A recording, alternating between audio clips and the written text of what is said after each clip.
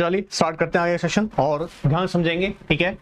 आप लोग भी ध्यान दीजिएगा। हम लोगों ने इससे पहले याद रखिएगा कंप्लायंस रिस्क मैनेजमेंट के बारे में बात किया था, कंप्लायंस रिस्क मैनेजमेंट, ठीक है।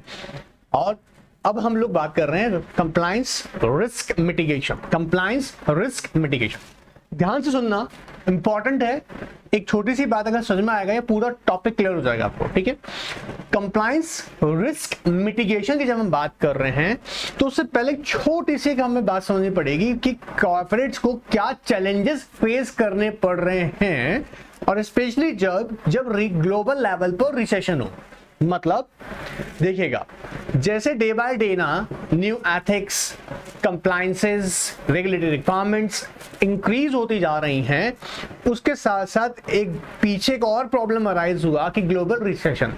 अब ग्लोबल रिसेशन के अंदर क्या होता है कि कंप्लायंसेस की हम बात करते हैं तो आपको अंडर प्रेशर होती है, एक कॉर्पोरेट अंडर प्रेशर होती है कि उसे अपने कंप्लायंसेस भी पूरे करने हैं, कंप्लायंसेस पूरे करने हैं। अब वो कैसे करने हैं, उसके पास रिसोर्सेज भी लिमिटेड है। रिसेशन होगा तो पैसा बड़ा मुश्किल हो जाएगा ना, मनी जनरेट करना कॉर्पोरेट्स के लिए।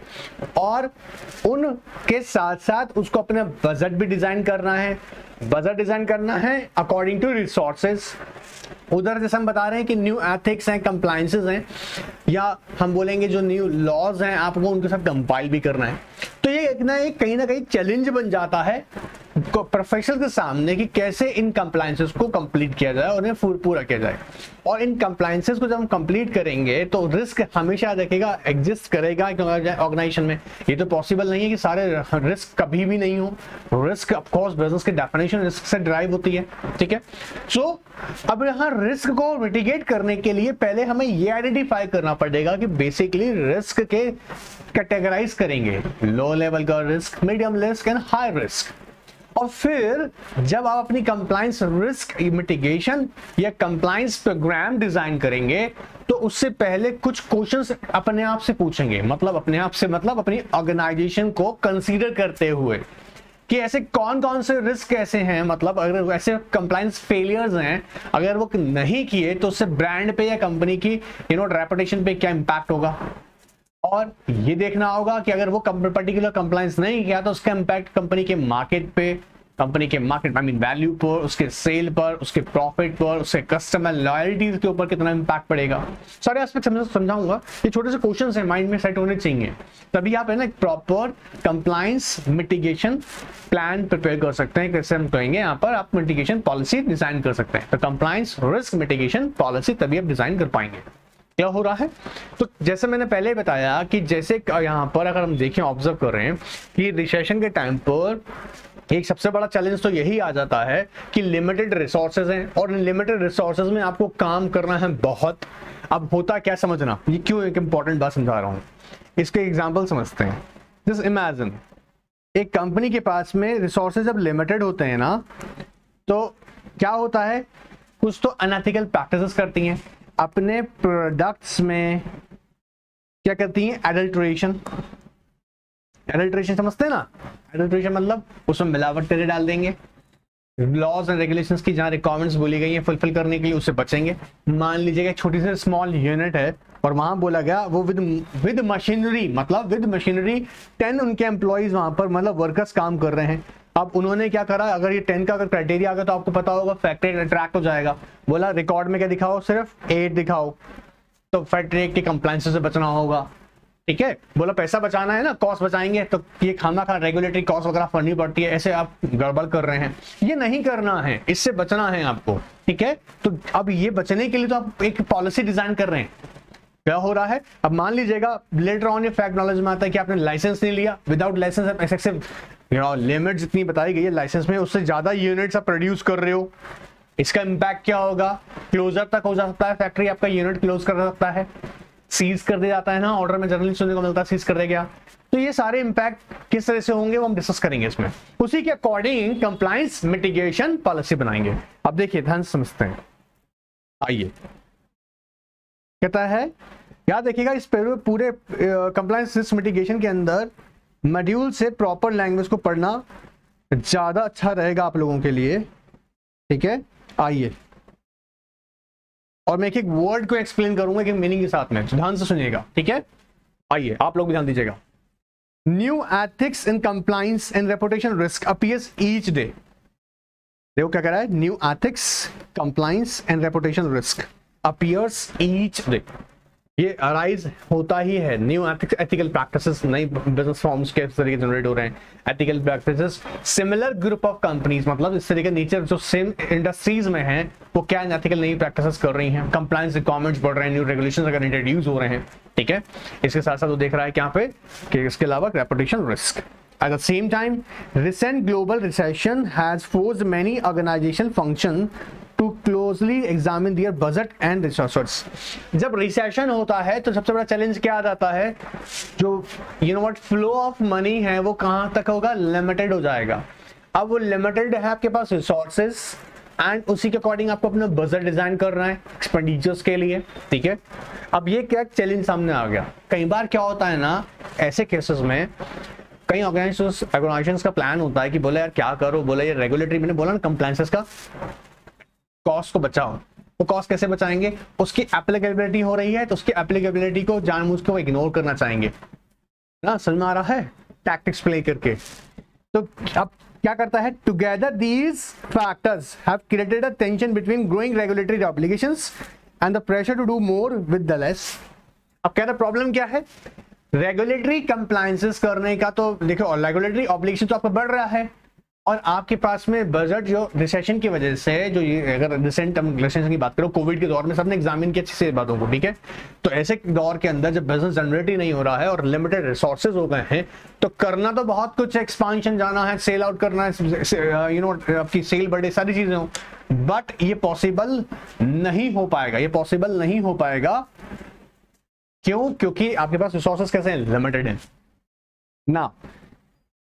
To help resolve these situations and contribute to add value to their organizations, ethics and compliance, professionals need to ensure they understand the full spectrum of compliance risk looking. मतलब अब ऐसे case में आप चाहते हैं आपकी ऑर्गेनाइजेशन की value increase हो, है ना। देखो यहाँ पे 3 पॉइंट्स स्पेशल बोले, organization at the values organization, ethics and compliance.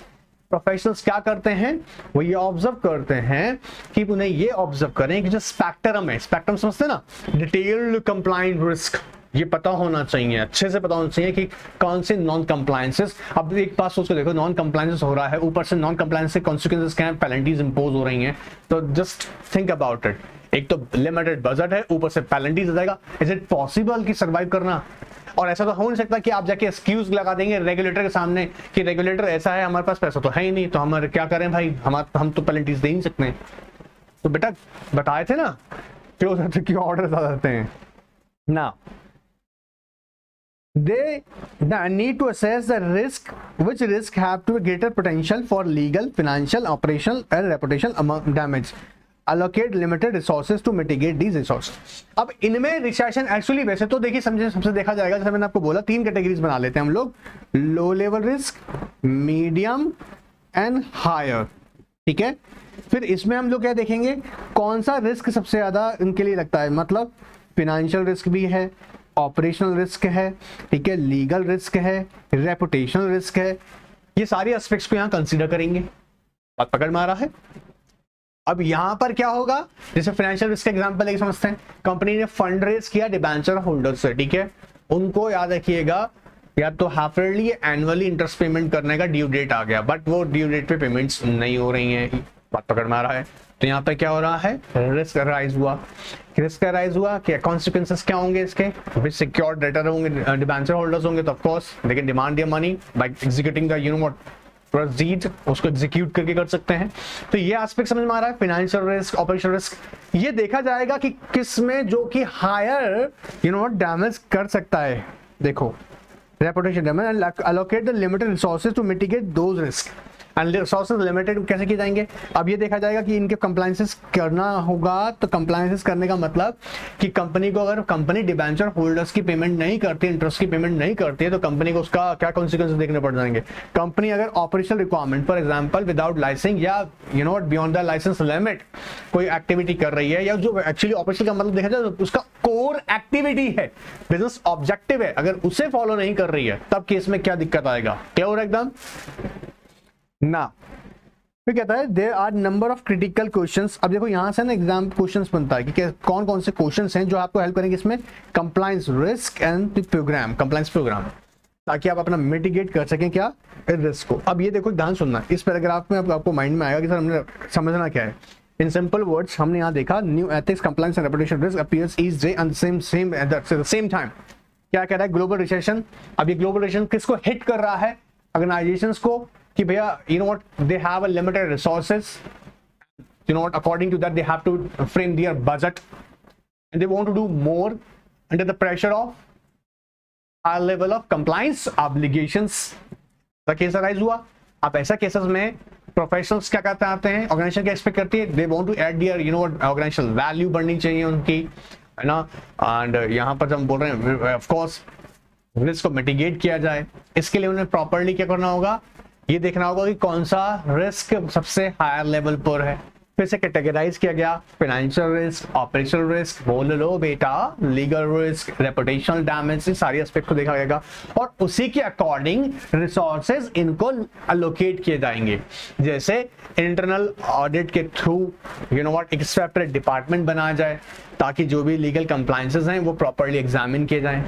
Financial updates के लिए अगर लगता है कि स्टाफ का रिक्वायरमेंट एक्सेसिव रिक्वायरमेंट है उसको ऐड किया जाए।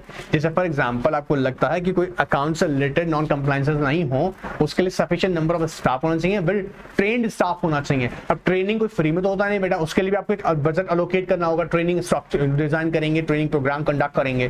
क्या हो रहा है, तो ये उन्हीं के अकॉर्डिंग रिस्क के अकॉर्डिंग उनको सबको उनके रिसोर्सेज को अलोकेट किया जाएगा। क्लियर हो रहा है? रिसोर्सेज का मतलब यहाँ पे कितना बजट दिया जाएगा उसको। अब क्या क्या क्वेश्चंस आपके माइंड में आने चाहिए ये देखिएगा, कुछ हम फटाक से देखते हैं। पहला कहता है what kind of compliance failure would create a significant brand risk and reputation damage. आप पहले ये लिस्ट बनाइएगा, मतलब ये क्वेश्चन माइंड में होना चाहिए और उसको प्रिपेयर कीजिएगा कि कौन से कंप्लायंस फेलियर से कंपनी के ब्रांड या उसकी रेपुटेशन डैमेज हो सकती है। अब जैसे फॉर एग्जाम्पल ध्यान सुनते हैं, उसके प्रोडक्ट को जो स्पेसिफिकेशंस बताए गए हैं उसके अकॉर्डिंग वो अगर फुलफिल नहीं कर, प्रोडक्ट जो है उसके प्रोडक्ट को मान लीजिएगा, हम ध्यान से देखें तो जो प्रोडक्ट के लिए स्पेसिफिकेशन जो बताए गए लीगल रिक्वायरमेंट से वो पूरे नहीं कर रहा है, तो कई बार क्या होता है ऑर्डर होता है प्रोडक्ट को बंद करो। आपने एक फूड सेफ्टी स्टैंडर्ड्स को फॉलो करना है और वो फूड सेफ्टी स्टैंडर्ड्स आप फॉलो नहीं कर रहे हैं तो अल्टीमेटली क्या होगा, आपका प्रोडक्ट मार्केट में बंद कर दिया जाएगा, पब्लिश कर दी जाएगी न्यूज, अल्टीमेटली आपका प्रोडक्ट का बैंड बन गया। ठीक है, तो हमें ये देखना पड़ेगा पहले कि कौन सा कंप्लायंस फेलियर, ठीक है, जिसका इंपैक्ट किस पे जाएगा, आपके ब्रांड रिस्क पे या रेपुटेशन डैमेज पे। दूसरा कहता है What is likely impact that damage organization। अब ऐसा उसका इम्पैक्ट किस किस पे होगा, जैसे फॉर एग्जांपल मार्केट वैल्यू गिरेगा, सेल है, प्रॉफिट है, कस्टमर लॉयल्टी है, एबिलिटी टू ऑपरेट है, तो उसका इम्पैक्ट यहाँ पे कीवर्ड है इसका इम्पैक्ट। पहले फेलियर फाइंड आउट किया, फेलियर का इम्पैक्ट किस पे है, ब्रांड रिस्क है, ऑपरेशनल या रेपुटेशनल डैमेज है उससे, ठीक है। तो उसके बाद में हम देखेंगे स्पेसिफिकली किस पे जा रहा है, कंपनी की ऑर्गेनाइजेशन की you know what market value पे जा रहा है। मार्केट वैल्यू का मतलब समझते हैं, पहले मान लीजिएगा इन इंडिया 34% मान लीजिएगा उसके कस्टमर थे, ऑल ओवर इंडस्ट्री के अंदर 34% उसका कस्टमर था। लेकिन जैसे ही वो नॉन कंप्लायंस अराइज हुआ, जैसे हम कई बार होता नहीं है, आपने देखा होगा बीच में, जैसे भी मैं आपको एग्जांपल दे रहा था, मैगी के प्रोडक्ट्स में ये पता लगा कि भैया इसमें एडल्ट्रेशन किया हुआ है, तो एक न्यूज स्प्रेड हो गया, अल्टीमेटली बैन लगा देगा कि मैगी सेल नहीं होगा, एकदम से सेल गिरने लगा, उसके जगह नए लोग एंटर कर गए, है ना, बाबाओं ने भी बनाई मैगी तो वो मैगी भी चला, ठीक है सारा। तो मार्केट में मार्केट वैल्यू में मतलब उसका शेयर गिर जाना, उसका इम्पैक्ट क्या होगा, अगर ऐसा फेलियर है तो उसका इम्पैक्ट क्या होगा, सेल पे इम्पैक्ट आना, प्रॉफिट पे इम्पैक्ट आना, ठीक है, बात पकड़ में आ रहा है। Customer loyalty, compliance missteps, what kind of compliance missteps could cause the organization to lose the ability to sell or deliver products or services for a period of time। मैं कह रहा है compliance missteps could cause the organization to lose the ability।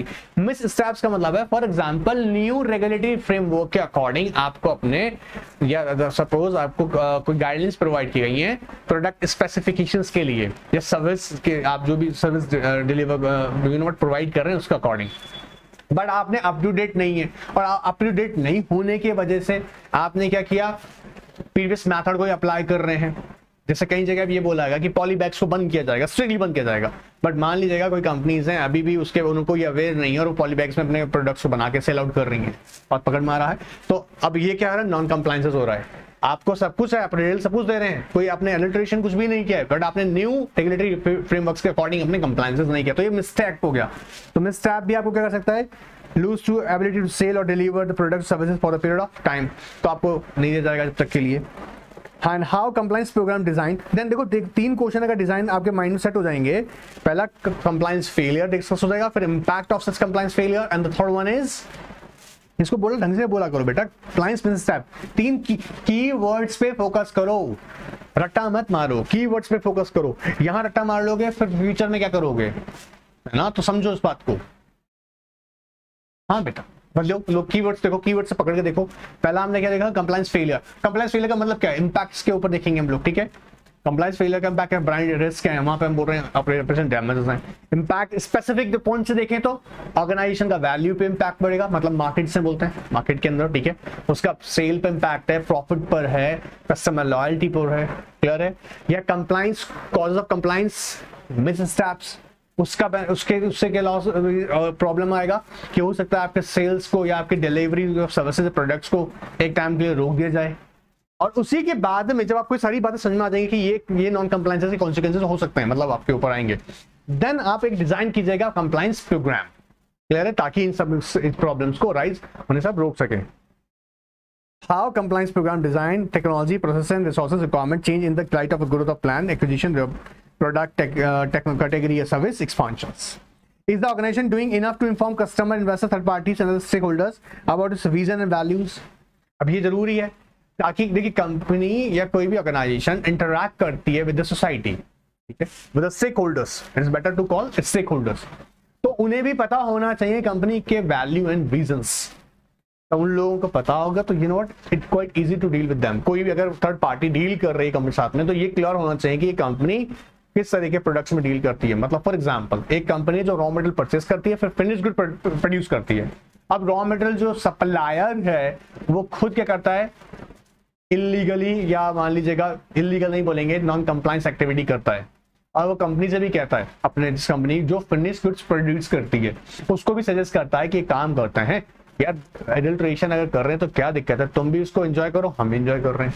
नहीं, ये clearly पता होना चाहिए कि कंपनी इस तरीके की एस्पेक्ट्स को कैरी नहीं करती है। विजन, बात रखेगा, vision and the values. What, अब जैसे एग्जांपल बोलता हूं ना, इन्फोसिस, ऑफ कोर्स प्रोसेस है।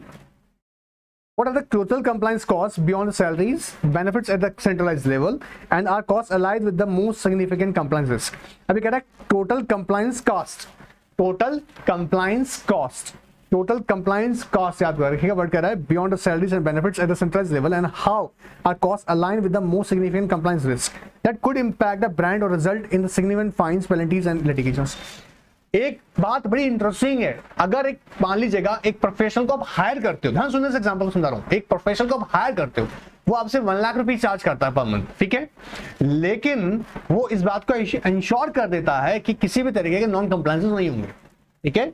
एक स्किल्ड आपने स्टाफ को एम्प्लॉयड किया, बात समझ आ रहा है, उसको आप 1 लाख रुपए दे रहे हैं सैलरी, लेकिन वो आपको कितना सेव करके दे रहा है, आपको पता है ना, CA, CS, CMA, एडवोकेट्स, ये बेटा हमेशा याद रखें ना, ये प्रॉफिट का काम नहीं करते हैं। एक वर्ड हमेशा रखो, ये क्या करते हैं, आपकी cost, of course cost saving का काम करते हैं, आपकी कॉस्ट बचाते हैं, क्या हम बोल सकते हैं, कॉस्ट कटिंग का काम करते हैं। कॉस्ट कटिंग सर ये क्या प्रोडक्ट मैन्युफैक्चर करते हैं? नहीं बेटा, आप एक बात सोच के देखो, जब प्रोडक्ट मैन्युफैक्चर होता है, ठीक है, उसके बाद में आप उसको प्रॉफिट अर्न करते हो, तो आपने देखा जो सेल कर रहा है वो आपके लिए सेल करने में प्रॉफिट बना के दे रहा है। बट अगर आपके नॉन कंप्लायंसेस जब होते हैं तो आपके ऊपर पेनल्टीज, मान लीजिए कंपनी में 1 करोड़ लगा, तो ये कॉस्ट तो आगे कंपनी के लिए 1 करोड़ रुपए पेनल्टी बना पड़ गया। अब यहाँ पर आप जिस इंसान को अपॉइंट कर रहे हो वो उसका काम क्या है कि वो पेनल्टी जो 1 करोड़ की है उससे आपको बचाए, तो क्या कर रहा है आपके लिए, cost saving and cost compliance. तो ये देखना पड़ेगा total compliance cost beyond salary and benefits, ठीक है। Now, how well positioned is the compliance function? अब ये देखना पड़ेगा कि एक्चुअली किस किस को किस तरीके से आपने डिजाइन किया हुआ, कंप्लाइंस प्रोग्राम में डिजाइन किया हुआ है तो उसे किस तरह से प्लेस किया जाए। इंटरनल ऑडिटर आपने अपॉइंट किया तो उसका रोल क्या होगा, इंडिपेंडेंट डायरेक्टर अपॉइंट किया उसका क्या रोल रहेगा, मतलब in respect of compliances, chief financial officer का क्या रोल है, ठीक है, उन सबके duties and responsibilities clear define होनी चाहिए। कंप्लायंस ऑफिसर है उसका रोल क्या होगा। नाउ अब से last one is also very important, ऐसा आपको एफिशिएंट एंड इफेक्टिव मैनेजमेंट भी चाहिए जो इन चीजों को समझे।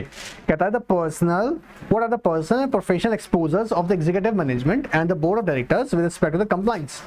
इससे अब देखो, मान लीजिएगा एक बोर्ड के अंदर एक डायरेक्टर जो है वो लीगल एक्सपर्ट है, उसका बैकग्राउंड क्या है, लीगल एक्सपर्ट का है, तो कंप्लायंस इसको यहाँ पे करना ज्यादा इजी रहेगा ना, क्योंकि वो समझता है इनकी रिक्वायरमेंट्स को, इनके अच्छे ऑब्लिगेशंस, कंप्लायंस ऑब्लिगेशंस समझता है अच्छे से। बात पकड़ में आ रहा है आप लोगों को कि जब आपके पास यहाँ पर जो एग्जीक्यूटिव है उसका प्रोफेशनल एक्सपोजर स्ट्रांग होगा, प्रोफेशनल एक्सपोजर स्ट्रांग होगा, रिलेवेंट होगा, ठीक है, तो ऑफ कोर्स देखिए जब एग्जीक्यूटिव लेवल पे मैनेजमेंट है, बोर्ड ऑफ डायरेक्टर खुद उनका प्रोफेशनल एक्सपोजर स्ट्रांग है। अब जैसे अभी एग्जांपल हमने लिया, बोर्ड के पैनल में जो एक्सपर्ट है, एक फाइनेंस एक्सपर्ट है, एक लीगल एक्सपर्ट है, एक आपके पास में मान लीजिएगा प्रोडक्शन एक्सपर्ट है, तो इनसे रिलेटेड जो कंप्लायंसेस होते हैं डिपार्टमेंट से, एक आईटी एक्सपर्ट है, ठीक है, एक मार्केटिंग एक्सपर्ट है। अब इनसे रिलेटेड जो कंप्लायंसेस होते हैं, ये जब एक्सपर्ट्स होंगे तो ज्यादा अच्छे से गाइड कर पाएंगे ना। मान लीजिए कि आप एक प्रोडक्ट मार्केटिंग कर रहे हैं प्रोडक्ट की, अब वो मार्केटिंग जो है वो कहीं ना कहीं डिसेप्शन क्रिएट करती है in the mind of the customers, लोगों को भ्रम पैदा करता है, ऐसा आपने एक स्लोगन, ऐसा स्टेटमेंट हमने रेडी कर दिया, तो वो जो एक्सपर्ट होगा, मार्केटिंग एक्सपर्ट डायरेक्टर होगा, इमीडिएटली बोलेगा नहीं नहीं ऐसा स्टेटमेंट मत बनाओ, ऐसा एडवर्टाइजमेंट मत बनाओ। क्यों? क्योंकि ये एक कंप्लायंसेस का अकॉर्डिंग नहीं है, मतलब लॉफुल नहीं है। क्या हो रहा है, वहीं प्रोडक्शन को पता होगा कि भैया हमारे लाइसेंस की जो प्रोवाइड किया गया है उसके रिक्वायरमेंट्स एंड फैक्ट्री से रिलेटेड ऑल लॉज, ठीक है, लेबर से रिलेटेड ऑल लॉज उसको पता होना चाहिए, तो वो यहाँ गाइड करता सर्च कर सकता है। तो ये सारी एस्पेक्ट्स को हमको देखना होगा। क्या हो रहा है, ये क्वेश्चन आपने डेवलप करने हैं माइंड में बिफोर इनिशिएटिंग। अभी क्वेश्चन ऐसे ही बन सकता है कि आप अगर कंप्लायंस मिटिगेशन या of course compliance mitigation policy या प्रोग्राम सब डिजाइन करना चाहते हैं तो कौन कौन से क्वेश्चंस आपके माइंड में होने चाहिए ताकि आप एक better compliance risk mitigation policy बना सकें। क्लियर? अब देखते हैं आगे। Now, while it is impossible to eliminate all of organization risk exposure, ये तो रियलिटी है, ऐसा नहीं हो सकता कि आप सारे के सारे रिस्क खत्म कर दें। The risk framework and the methodology have the organization prioritize which risks want to more actively manage। इसी के लिए मैंने आपको सबसे पहले बताया कैटेगराइज किया जाता है low level risk, medium and the higher level risk, जिसकी नॉन कंप्लायंस, जैसे फॉर एग्जांपल अगर आपने प्रोस्पेक्टस के अंदर आप अगर कोई डिटेल्स को पर्टिकुलर्स जो हैं वो आपने ऑमिट कर दिए हैं, ठीक है, तो अल्टीमेटली क्या होगा, सेब उठा के साइड में रख देगा, बेटा जाओ छुट्टी पे रहो ना। आपका एक पूरा प्रोसेस प्रोस्पेक्टस को रोक दिया जाता है, और प्रोस्पेक्टस रोकने का मतलब इतना ज्यादा खर्चा आ जाएगा जिसका हाथ नहीं बचेगा, तो चेक करना पड़ेगा, ठीक है, नेचर किस तरीके का, उसके अकॉर्डिंग प्रायोरिटाइज करेंगे। Developing a framework and methodology help organization determine the extent to which organization existing risk mitigation activities are able to reduce risk. For example, testing and monitoring और employee training programs, इसके according आप करेंगे, risk mitigation करेंगे। पकड़ में आ रहा है? Effective risk mitigation activities may reduce the likelihood of occurrence of risk event as well as the potential severity of its impact on the organization. When organization evaluates inherent risks in the light of its existing control environment and activities, the degree of risk or result is known as reducible risk. क्या कह रहा है? कह रहा है evaluate करेगी inherent risk with in its existing control environment and activities. जैसे for example हमने यहाँ पे बोला कि कंप्लायंस, आपको याद होगा हमने देखा था कंप्लायंस कमिटमेंट, ऐसे जहां पर कंपनी इंटरनल पॉलिसी डिजाइन करता है, कंपनी इंटरनल पॉलिसी बनाता है और उसके अकॉर्डिंग वो क्या करता है बेटा, कंट्रोल करता है रिस्क को। तो कह रहा है इनहेरेंट रिस्क किसके अकॉर्डिंग, उसके existing control environment and activities, और वहां कह रहा है the degree of risk that results in known as residual risk, मतलब उसको कंपनी कंट्रोल कर सकता है। If existing risk mitigation strategies are insufficient at reducing reducible risk to acceptable level, this is an indication that additional measures are in order. और अगर मान लीजिएगा reducible risk control नहीं हो रहे हैं, फॉर एग्जाम्पल अकाउंट्स अकाउंटेंट जो है कंपनी का ना, अकाउंट्स डिपार्टमेंट का जो अकाउंटेंट है, उसको हर एक वाउचर को प्रॉपरली वेरीफाई करना है। अब जैसे कई बार क्या होता है, इसको ध्यान से समझना, वो एरर होता है, लेकिन एक समझाने के लिए बता रहे हैं। देखो कि अकाउंटेंट है, उसको पता है कि कंपनी यहाँ पर जो भी ट्रांजेक्शन हो, उसे वाउचर की एंट्री किया। अब यहाँ पर क्या होगा, जो भी उसके पास रिसिट्स जनरेट हुई, ऑफकोर्स उसने पैसा रिसीव किया, ठीक है, उसको उसकी अपडेट करनी है डिपार्टमेंट वाइज। तो मान लीजिए उसने अपने हेड ऑफ द डिपार्टमेंट को इंटीमेट किया। हेड ऑफ द डिपार्टमेंट को इंस्ट्रक्शंस दिए गए कि विद इन 7 डेज, मतलब हर एक 7 दिन का जो भी ट्रांजैक्शन हुआ टोटल, उसकी रिपोर्टिंग आप कंपनी के सीईओ को करेंगे, ठीक है। और कंपनी ना एवरी वीक ना क्या करेगा, एक मीटिंग ऑर्गेनाइज करेगा। उस मीटिंग के अंदर डिपार्टमेंट वाइज हर एक डिपार्टमेंट की परफॉर्मेंस को इवैल्यूएट किया जाएगा। अब ये क्या हो रहा है, एक प्रॉपर स्ट्रीम चल रहा है रिपोर्टिंग्स का। तो कंपनी ने अपनी इंटरनल पॉलिसी बना रखी है ताकि किसी भी तरह का नॉन कंप्लायंस हो तो उसे याद रखिएगा, यहाँ पर कैच कर लिया जाएगा थ्रू रिपोर्टिंग्स। तो यहाँ पे क्या हो रहा है, उसको मिटिगेशन कर रहा है। अब लगता है उसके बाद भी यहाँ पर यहाँ लगता है क्या, रिस्क अभी भी है, कैसा है, रेड्यूसल रिस्क अभी भी एग्जिस्ट कर रहा है। तो क्या करना पड़ेगा उसके लिए, एडिशनल मेजर्स, मतलब अलग स्टेप्स लिए जाएंगे। जैसे लग सकता है कि less number of lack of accountant, number of accountant का जो जरूरत है वो बहुत कम है अकॉर्डिंग टू रिक्वायरमेंट्स, तो इनको इंक्रीज करना होगा। ऐसा हो सकता है कि न्यू सॉफ्टवेयर आपने डेवलप किए हैं अकाउंटिंग के, लेकिन आपका जो स्टाफ है वो प्रॉपरली याद रखिएगा ट्रेंड नहीं है, उनको ट्रेनिंग प्रोवाइड करना जरूरी है। ऐसा भी हो सकता है कि रिपोर्टिंग ऐसा होगा कि अब अकाउंटेंट को कहा जाएगा कि आपको इसकी डिटेल्स आपको एवरीडे आपको जो एचओडी को आप ईमेल्स के थ्रू बताते हैं, आप इसमें और डिपार्टमेंट कंसर्न्स को भी ऐड कीजिएगा, जैसे चीफ फाइनेंशियल ऑफिसर को कंसर्न कीजिएगा, इंटरनल ऑडिटर को भी इन्वॉल्व कीजिएगा, इनको भी साथ में मेल भेजिएगा। क्लियर हो रहा है। तो ये कब होगा, जब आपको पता लगेगा कि हाँ यहाँ पर कमियां हैं, उसको ठीक करनी है। ऑलराइट, चलिए अब देखिए यहाँ देखते हैं कुछ, यहाँ पर उन्होंने स्टेप्स बताए हुए हैं, जैसे कि अगर हम मिटिगेशन के अंदर क्या क्या एस्पेक्ट्स को कवर करेंगे। जैसे कहता है मैनेजमेंट एश्योरेंस। अब मैनेजमेंट का मेन काम क्या होता है, कहता है जी assist in setting and executing strategies. जैसे कोई 3 ईयर 5 ईयर के 7 ईयर का कंपनी का कोई प्लान है कि हम अपना with in 3 year business expansion करना चाहते हैं, ठीक है, या न्यू कस्टमर बेस स्टार्ट करेंगे, न्यू बिजनेस लाइन स्टार्ट करेंगे विद इन 3 ईयर। तो पहले तो मैनेजमेंट क्या करेगा, असिस्ट करेगा इन सेटिंग एंड एग्जीक्यूटिंग स्ट्रैटेजीज, जो आपने स्ट्रैटेजी बनाई है उसे एग्जीक्यूट कैसे किया जाए। फिर दूसरा, provide directions and guidance and oversight. अब इन स्ट्रैटेजीज को अचीव करने के लिए क्या करेंगे, गाइडेंस है। यहाँ दूसरा देखिएगा, बिना डायरेक्शन गाइडेंस ओवरसाइट के कैसे पॉसिबल, तो कौन देगा, मैनेजमेंट करेगा। फिर कहता है promote a strong risk culture and sustainable risk return thinking. Promote strong risk culture, हर एक डिपार्टमेंट में कंफर्म होना चाहिए कि हर किसी डिपार्टमेंट वाइज किसके साथ क्या क्या रिस्पॉन्सिबिलिटी, हर एक जैसे एचओडी होते हैं department, head of the departments, उनका क्या ड्यूटी रहेगा, ठीक है। Plus sustainable risk return thinking, कैसे रिस्क को कम किया जा सके, याद रखिएगा रिस्क रिटर्न थिंकिंग कह रहे हैं।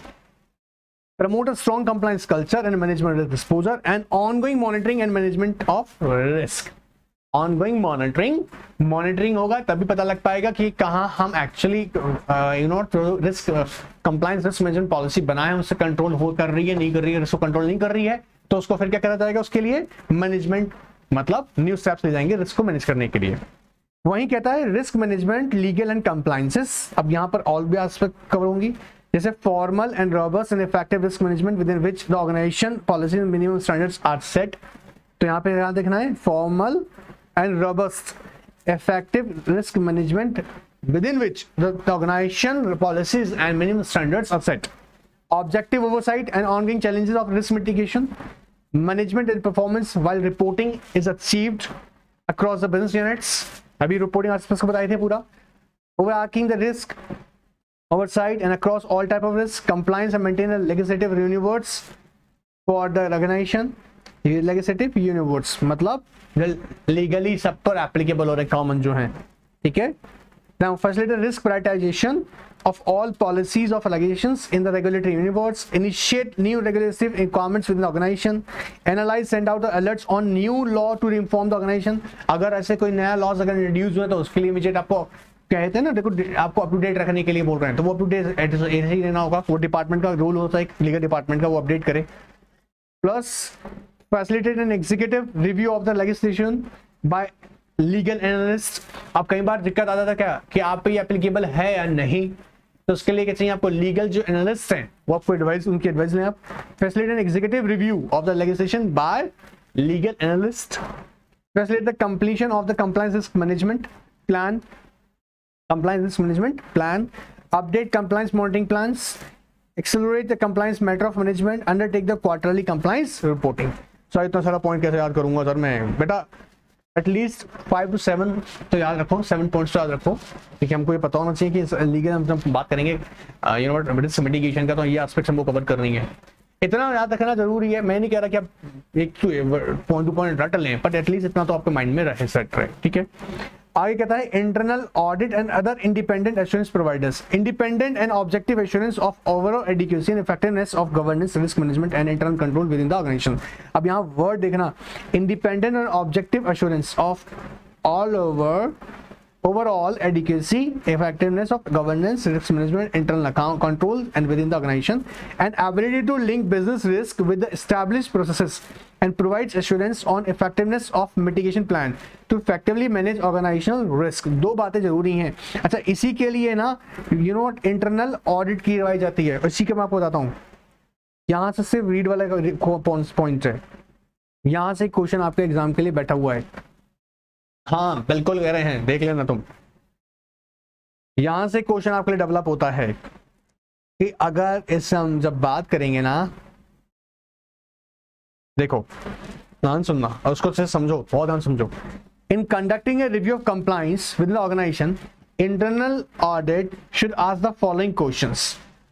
What are the question should be asked by the internal auditor while review the level of compliance in organization। लिखा, अब ये क्वेश्चन डेवलप हो सकता है, ठीक है। देखो यहीं पर एक रोल स्टार्ट हो जाता है। What are the piece of legislations that should be reviewed। सबसे पहले क्या देखना होगा, आप पर एप्लीकेबल होने वाला लॉ एंड रेगुलेशंस। पहली बात, पहले आप देखिएगा पीस ऑफ लेजिस्लेशन बात कर रहा है। What are the piece of legislations that should be reviewed, ठीक है। दूसरा, new processes are being put in place as a result of compliance requirements. When we say the compliance requirement, we are talking about, again I am telling you, laws and regulations, laws and regulations. Third question है, what new system are being put in place to support and monitor the compliance, to support and monitor the compliance.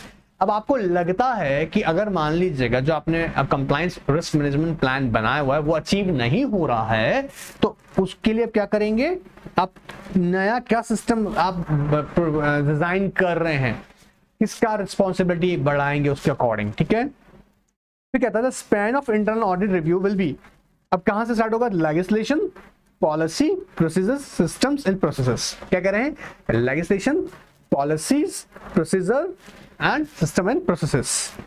Internal auditor should be able to map the legislation to the existence of the policy। अब ये जरूरी है ना देखना, आपने जो आपकी company ने पॉलिसीज डिजाइन की हुई हैं वो according to legislation and applicable जो लॉज है उसके अकॉर्डिंग होगा। याद रखिएगा वर्ड लेजिस्लेशन यूज हो रहा है, मतलब वर्ड लेजिस्लेशन जब बोल रहे हैं तो कवर सारी laws, regulations, notifications, acts, clear. And risk map, they need to substantiate audit compliance risk rating that have changed, especially when residual rating show improved controls। Example, if organization has had many complaints escalate to an ombudsman, it is likely to indication of non-compliance, hence applicable residual rating cannot be acceptable if shared probably yellow or red। अब यहाँ पे क्या कहना चाह रहे हैं, ध्यान सुनना। जब आपको मैंने बताया था रिड्यूसल रिस्क का मतलब होता है जब कंपनी अपनी पॉलिसीज डिजाइन करती है और जो कि हम बोलते हैं ना इनहेरेंट रिस्क, और हमको चेक करना होगा अकॉर्डिंग टू कंपनीज पॉलिसी, जो रिस्क मैनेजमेंट पॉलिसी बनाया हुआ, ठीक है, कंप्लायंस रिस्क मैनेजमेंट पॉलिसी बनाया। अब अगर उसमें कोई डिफरेंसेस हैं तो याद रखिएगा उसको कंट्रोल किया जाएगा, उसको मिटिगेट किया जाएगा बाय मॉनिटरिंग। क्या हो रहा है, ध्यान सुनिएगा आप लोग भी। यहां पर भी हम क्या कहना चाह रहे हैं, कोई लेजिस्लेशन में चेंजेस आए तो आपकी जो कंपनी की पॉलिसी है उसमें भी आपको चेंज करना होगा, ठीक है। वो चेंज अडॉप्ट करना मैंडेटरी हो जाएगा। इसलिए आप वर्ड यूज कर रहा है, जैसे कि अगर मान लीजिएगा एक्सेसिव आपकी कंप्लेंट्स ओम्बड्समैन के पास जा रही हैं, ठीक है, इट मींस आप नॉन कंप्लायंस में, आपकी एक्सेसिव, क्योंकि आपके ग्रीवेंसेस रेड्रेस आप नहीं कर पा रहे हैं। अगर आप ग्रीवेंसेस कस्टमर्स के रेड्रेस नहीं कर पा रहे हैं आपके कस्टमर्स के, इट मींस वो कहां अप्रोच करेगा, ओम्बड्समैन में। ओम्बड्समैन में अगर अप्रोच कर रहा है, इट मींस आपकी कंपनी कंटेनर्स नॉन कंप्लायंसेस में, तो ग्रीन से रेड या येलो में कन्वर्ट हो जाएगा। मतलब एक्चुअली ग्रीन या येलो कोई ऐसा इंडिकेशन नहीं है, ग्रीन या येलो का मतलब यहाँ पे सेंस से बताया जा रहा है कि वो रिस्क बढ़ जाएगा, higher, medium and then higher risk होगा। From there review, internal auditor should be able to validate और provide the following inputs to compliance risk management plan. Impacted areas, processes, system and policies, अब इसमें आपको add करना होगा, plus existing control. Impacted area, अब ये क्या हो सकता है इम्पैक्टेड, क्या उसके कंपनी की मार्केट वैल्यू इम्पैक्ट हो रही है, क्या कंपनी के प्रॉफिट पे इसका इम्पैक्ट आएगा, क्या कंपनी के सेल पे आएगा, क्या लॉस ऑफ लॉयल कस्टमर्स हो रहा है, ठीक है, इम्पैक्ट को देखा जाएगा। Then process and system and policies, existing control system, additional control arising from the amendments to और न्यू लेजिस्लेशंस। हो सकता है अगर आप कंपनी मान लीजिएगा किसी पर्टिकुलर लेजिस्लेशन में पहले कवर नहीं थी, आज की डेट में कवर हो रही है। फॉर एग्जांपल, कंपनी अगर इस प्रिस्क्राइब लिमिट के बियॉन्ड बिजनेस कर रही है, स्मॉल कंपनी थी, स्मॉल कंपनी से मान लीजिएगा स्मॉल कंपनी की डेफिनेशन मतलब सेक्शन क्लॉज 85 में अब नहीं आती है, तो अब क्या हुआ, आपको नया रिक्वायरमेंट्स पूरा करना पड़ेगा। पहले आपको कंपनी सेक्रेटरी अपॉइंटमेंट का रिक्वायरमेंट नहीं था, अब लेजिस्लेशन आपकी कंपनी के फाइनेंशियल्स में चेंज होने की वजह से कंपनी सेक्रेटरी का रिक्वायरमेंट है, तो आपको उसको अपॉइंटमेंट करना पड़ेगा। Risk exposure higher, medium and low, responsible party, affected parties and monitoring plan and business unit compliance, particular business unit compliance. ये बाकी सारी कंट्रोल कन्वर्ट की जाएंगी किसके अंदर, CRMP के अंदर, आपकी कंप्लायंस रिस्क मैनेजमेंट प्लान के अंदर। बस compliance framework needs to be comprehensive, dynamic. Dynamic क्यों कहते हैं, क्योंकि ऐसा थोड़ा ना, मैंने कल बताया था आपको लास्ट सेशन के अंदर भी कि आप इसको स्टैटिक नहीं है, लॉज बनेंगे अकॉर्डिंग टू सोसाइटी चेंज होगा तो लॉज में भी चेंज आता रहेगा। तो कैसा होगा, डायनामिक है लॉ।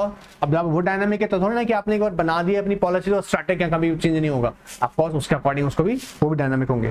तो कह रहा है compliance framework needs to be comprehensive, detail होना चाहिए, dynamic, customisable, aligning the organisation to identify, assess organization assess the categories of compliance risk to which it may be exposed. Some compliance risks are specific to an industry or organization. For example, worker safety regulation for manufacturers or rules governing the behavior of sales representative in the pharmaceutical industry. वही कहते हैं other compliance risks transcend industries or geographics such as conflict of interest, harassment, privacy, document retention. ये common भी होते हैं, कुछ बात पकड़ में आ रहा है। कुछ ऐसे कंप्लायंस होंगे जो इंडस्ट्री स्पेसिफिक है, मैन्युफैक्चरिंग में आप मैन्युफैक्चरिंग वाले आपको एस्पेक्ट्स पूरी रेगुलेशंस फॉलो करने हैं, आप सर्विस सेक्टर में तो सर्विस के सेक्टर्स के आपको रेगुलेशंस फॉलो करने हैं, ठीक है। फिर कुछ कॉमन भी है, जैसे अगर हम बोलेंगे, जैसे अब अगर मान लीजिएगा हरासमेंट्स की बात की जाए, ठीक है, एम्प्लॉयज ग्रीवेंसेस की बात की जाए, ठीक है, तो वो लोगों के लिए तो एक ऑफ कोर्स एक कॉमनली ट्रीट किया जाएगा सबके लिए। बात पकड़ में आ रहा है जी, बिल्कुल बिल्कुल। अच्छा देखो, ये वाला जो नेक्स्ट है ना, essential of a successful compliance management program, this is very very important. इसलिए भी इंपॉर्टेंट है क्योंकि पहले भी पूछा क्वेश्चन पुटअप किया गया है, और इसलिए भी इंपॉर्टेंट है कि आपसे ये क्वेश्चन डिस्कस किया जा सकता है पूछने के लिए, ताकि आप एक डिजाइन कर सके उसके लिए। तो क्या क्या एस्पेक्ट्स को कवर करेंगे इसके अंदर, वो हम लोग नेक्स्ट सेक्शन में देखेंगे। ऑलराइट, तब तक के लिए आप लोग एंजॉय कीजिएगा और आप बैठे रहिएगा।